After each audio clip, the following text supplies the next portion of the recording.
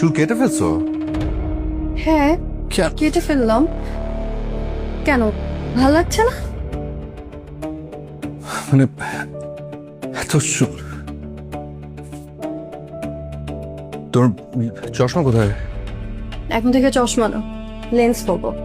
কেন, ভালো লাগছে না? New hair style, new get up. আমি তোমার সিম্পলিসিটি দেখে তোমাকে ভালোবেসেছিলাম মায়া। ওই সিম্পল তোমার মধ্যে একটা দারুণ মায়া ছিল, কিন্তু এখন তুমি আর্টিফিশিয়াল হয়ে যাচ্ছ। প্লিজ মায়া, নিজেকে বদলে ফেলো না। এই তোমাকে আমি ভালোবাসিনি। সাথে তুমি শুধু তোমার সেকেলে ফালতু ইমোশন দিয়ে সবকিছু জাস্টিফাই করতে চাও কেন? মানুষের লাইফে চলতে গেলে চেঞ্জ হতে হয়। আর নিজের আইডেন্টিটি চেঞ্জ করতে গেলে সে তখন আর মানুষ থাকে না মায়া। তুমি না আসলে আমার ভালো দেখতে চাও না, আমি জয়ী হই এটা তুমি চাও না।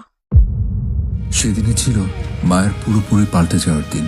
অথচ আমি ভালোবেসেছিলাম বেনি করা চুল, কাজল চোখে চশমা, কপালে টিপ দেয়া মায়াকে, যে ছিল হুমায়ুন আহমেদের গল্পের নায়িকাদের মতো দেখতে। কিন্তু মায়া পাল্টে গেল।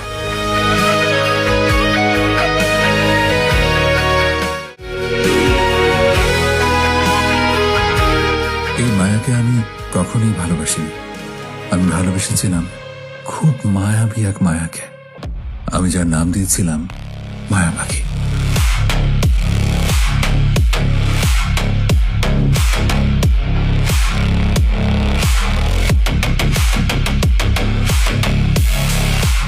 আমার মায়া পাখি একটু একটু করে মরে গিয়ে জন্ম নিচ্ছিল এক কর্পোরেট মায়া। কিন্তু আমি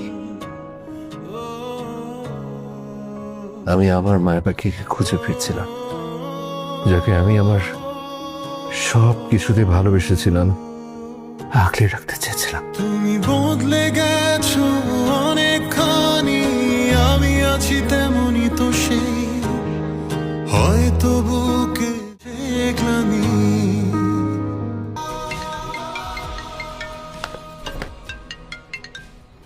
হ্যালো। মায়া, একটু কথা আছে, শুনে যাও। ওকে।